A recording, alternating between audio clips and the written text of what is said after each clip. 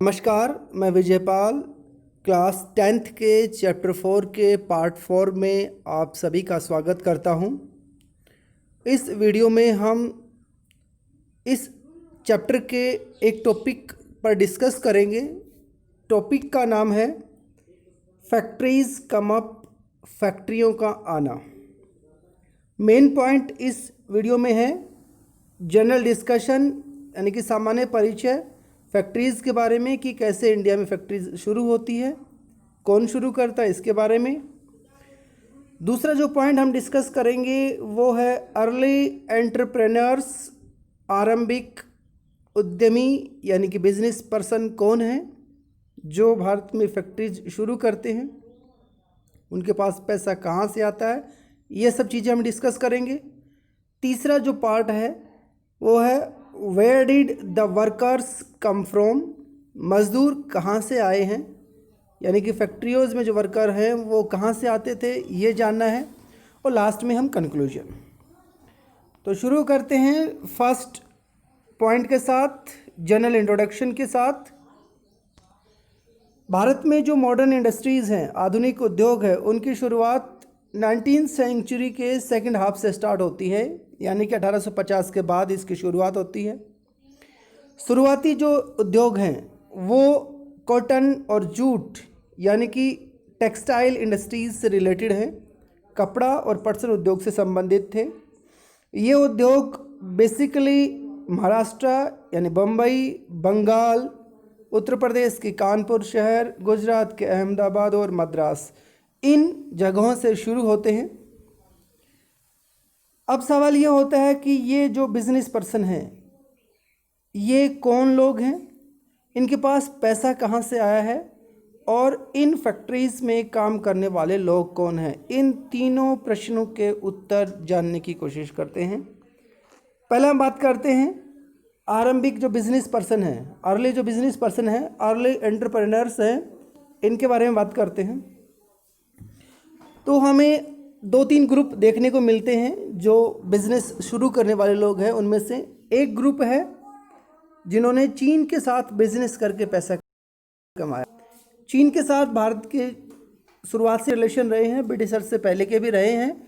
और ब्रिटिशर्स जब आप लोग आते हैं तो आप लोग जानते हैं कि एक ट्रायंगल क्रिएट होता है भारत, चीन और इंग्लैंड के बीच में। भारत से ओपियम प्रोड्यूस किया जाता है, इंग्लैंड से टी की डिमांड बहुत ज़्यादा होती है इंग्लैंड में, जो चाइना प्रोड्यूस करता है। तो एक ट्रायंगल सा बन जाता है। जब बिजनेस के लिए ब्रिटिशर्स पहुंच जाते हैं चाइना में, तो उनके पीछे पीछे भारतीय लोग भी पहुंच जाते हैं। उनके हेल्पर के तौर पे, उनके सहायक के तौर पे वो लोग वहाँ पे पहुँचते हैं। फॉर एग्जांपल, ये शुरुआती बिजनेस पर्सन्स की अगर बात करें थे, हम ऊपर देख रहे थे, तो ये शुरुआती बिजनेस पर्सन है जमशेदजी जीजीभोयो, एक पारसी बुनकर के बेटे हैं। अपने समय में बहुत सारे लोगों की तरह चीन के साथ ये लोग भी व्यापार से पैसा कमाते हैं। इनके पास एक विशाल जहाजी बेड़ा था, यानी कि फ्लीट ऑफ शिप्स थे। अंग्रेज़ और अमेरिकी कंपनियों के साथ जब कंपटीशन होता है तो 1850 के दशक तक इनको अपने एक एक करके सारे जो बेड़े के सारे शिप हैं वो बेचने पड़े। इसी तरह ये हैं दूसरे द्वारकानाथ टैगोर जी हैं। ये लोग भी भारत में जो इंडस्ट्रीज़ शुरू कर रहे हैं उनमें से प्रमुख हैं। और शुरुआती तौर पे जहाज़ यानी शिपिंग में, जहाज़ निर्माण में, माइनिंग में, बैंकिंग में, बागान और बीमा में, इंश्योरेंस सेक्टर में ये इन्वेस्ट करते हैं।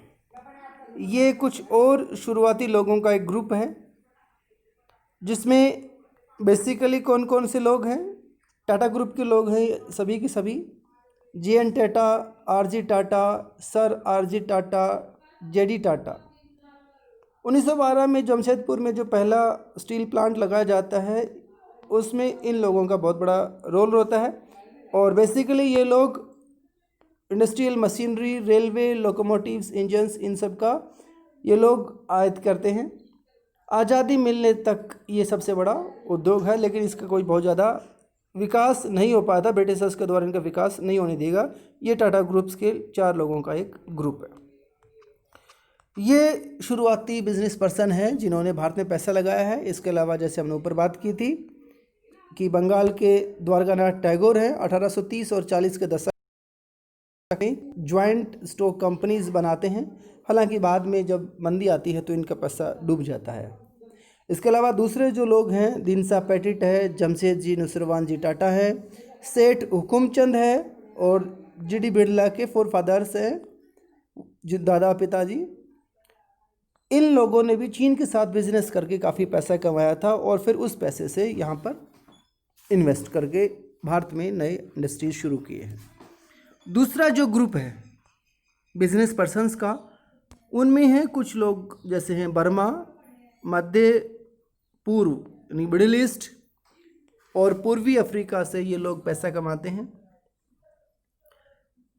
यानी कि 2 ग्रुप, एक प्रकार से एक चाइना के साथ काम कर रहा है, एक वेस्ट में अफ्रीका और मिडिल ईस्ट में काम करके या म्यांमार में काम करके ये लोग पैसा कमा रहे हैं, उस पैसे को इन्वेस्ट कर रहे हैं।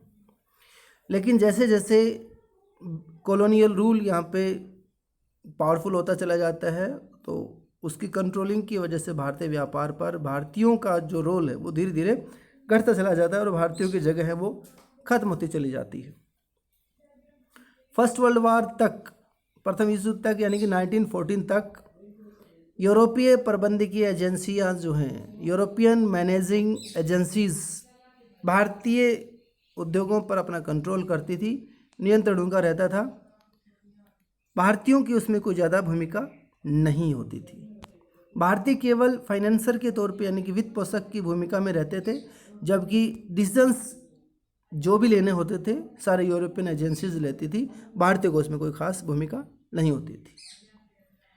अब अगला जो हेडिंग है कि वर्कर्स कहाँ से आए हैं, मजदूर कहाँ से आए हैं, where did the workers come from. तो ज़्यादातर इंडस्ट्री जिन इलाकों में लगी हैं, इंडस्ट्रियल एरियाज जो हैं, उनके आसपास के ज़िलों से ही मजदूर आते थे। उदाहरण के लिए 1911 में बम्बई की जो सूती कपड़ा उद्योग है उनमें काम करने वाले 50% से ज़्यादा लोग पास के रत्नागिरी ज़िले से आए हैं। इसी तरह कानपुर में भी है। जब कानपुर में जब फैक्ट्री शुरू होती है तो अधिकतर कानपुर के आसपास के गाँवों से ही लोग आते थे। एक्चुअली इसका रीज़न क्या था कि गांव से लोग खेती करते हैं और ऑफ सीजन में वो लोग आसपास के फैक्ट्रीज़ में काम करने चले जाते हैं। तो ये कुछ अर्ली पिक्चर है जैसे मज़दूरों की। ये है मुंबई में एक मिल के युवा कारीगर है, 20वीं सदी की शुरुआत में है।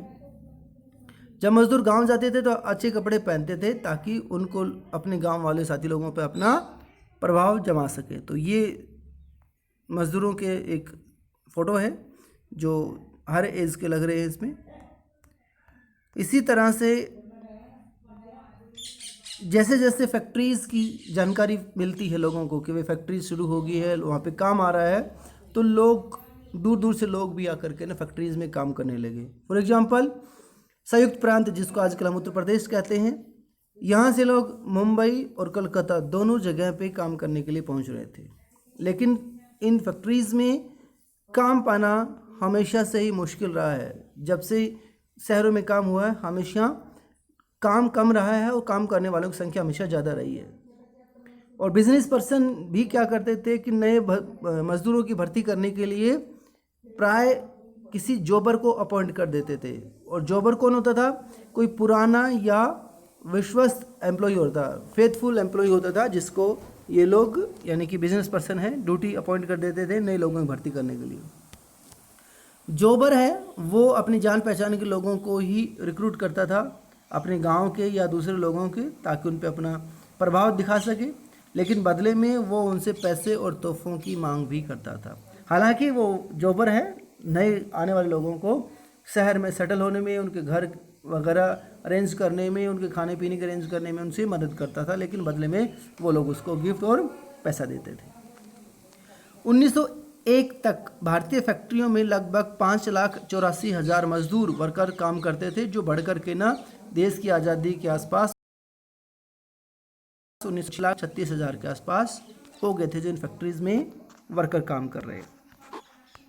ये जोबर का फ़ोटो आप देख सकते हैं। जोबर मतलब इसके आप रुतबा देख सकते हैं, जीते नीचे जूतियों से लेकर के ना इसके छाता और जिसका ड्रेस सेंस, ऊपर टर्बन वगैरह, ये से आप अंदाज़ा लगा सकते हैं कि कितनी हैसियत इसकी होती होगी।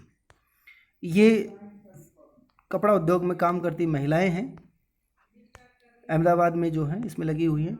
तो ये हमारा एक टॉपिक था। उम्मीद करता हूँ कि ये वीडियो आपको पसंद आया होगा। अगर पसंद है तो प्लीज़ इसको लाइक करें, शेयर करें और दोस्तों को बोलिएगा कि इसको देखें। अगर किसी ने सब्सक्राइब चैनल नहीं किया है तो चैनल को सब्सक्राइब ज़रूर करें।